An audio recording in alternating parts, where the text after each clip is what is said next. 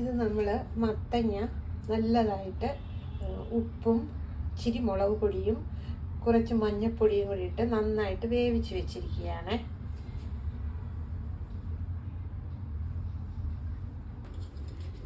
ഇത് വൻപയർ നല്ലതായിട്ടൊന്ന് വേവിച്ചെടുത്തിരിക്കുന്നതാണ്. ഈ മത്തങ്ങായ്ക്കകത്തിൽ ഇട്ട് നമുക്ക് എരിശ്ശേരി ഉണ്ടാക്കാനായിട്ട്. അപ്പം ഇത് വൻപയർ വേവിച്ചതാണ്. വെന്തിരിക്കുന്ന മത്തങ്ങായിലേക്ക് ഈ വൻപയർ വേവിച്ചതങ്ങ് ഇട്ട് കൊടുക്കുകയാണ് നമ്മൾ. മത്തങ്ങായും പയറും നല്ലതായിട്ട് വെന്ത് കിടക്കുക. ചെറുതായിട്ട് ഇങ്ങനെ ഒന്ന് ഇളക്കി കൊടുക്കുമ്പോൾ തന്നെ ഇതെല്ലാം നല്ലതായിട്ടങ്ങ് ഉടഞ്ഞോളും. ഒരുപാട് നല്ല കുറുകിയിരിക്കണമെന്നുണ്ടെങ്കിൽ ഈ വെള്ളം കുറച്ചങ്ങ് മാറ്റി കളയണം.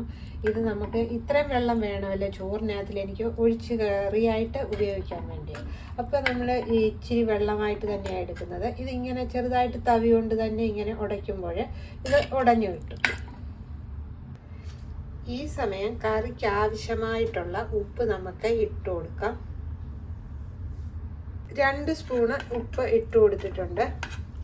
ഈ ഉപ്പ് ഇട്ടിട്ട് നല്ലതായിട്ടൊന്ന് ഇളക്കി കൊടുക്കുക. ഇപ്പം തീ കത്തിച്ചിട്ടില്ല കേട്ടോ, ഇത് തീ ഇല്ലാതെ കിടക്കുകയാണ്. ഇത് നമ്മൾ മത്തങ്ങ ശരിക്ക് ഉടച്ച് വെച്ചിട്ടുണ്ട്. മത്തങ്ങയും പയറും കൂടെ ഉടച്ച് വെച്ചിട്ടുണ്ട്. ഇത് നമുക്ക് കടുക് വറുത്തിടാനും കുറച്ച് കടുക് ഇട്ടിട്ട് വറക്കാം. ശരിക്കും മെയിനായിട്ട് നമ്മൾ തേങ്ങയാണ് വറുത്തിടുന്നത്. അപ്പം കുറച്ച് ചുമന്നുള്ളി ഇട്ടിട്ടുണ്ട് കടുക് പൊട്ടിയപ്പോൾ. ഇനി തേങ്ങ ഇങ്ങനെ ചിരകിയത് ഇട്ട് കൊടുക്കാം. ചിരകിയതിൻ്റെ കൂടെ കുറച്ച് കറിവേപ്പിലയും കൂടി ഇട്ട് കൊടുക്കാം. കുറച്ച് ചെറിയ ജീരകം ഇട്ട് കൊടുക്കാം. അപ്പം നമ്മുടെ ഈ തേങ്ങ നല്ലതായിട്ട് വറുത്ത് വരുന്നുണ്ട്.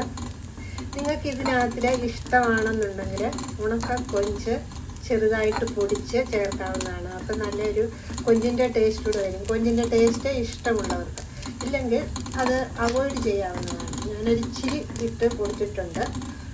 അത് ആ ഒരു കൊഞ്ചിൻ്റെ ടേസ്റ്റും കൂടെ വരും ഈ കറിക്കകത്തിൽ. എരിവിന് വേണ്ടി ഈ കറിയിൽ ചേർക്കുന്നത് കുരുമുളക് പൊടിയാണ്. ഈ സമയം കുറച്ച് കുരുമുളക് പൊടി ഇട്ട് കൊടുക്കാം. കുരുമുളക് പൊടി ഇട്ട് കൊടുത്തിട്ട് നല്ലതായിട്ടൊന്ന് ഇളക്കുക. അപ്പോൾ തേങ്ങ റെഡി ആയിട്ടുണ്ട്. നമുക്കിനി ഇത് കറിയിലേക്ക് ഇട്ട് കൊടുക്കാം. തേങ്ങ വറുത്തത് കറിയിലേക്ക് ഇട്ട് കൊടുക്കാം.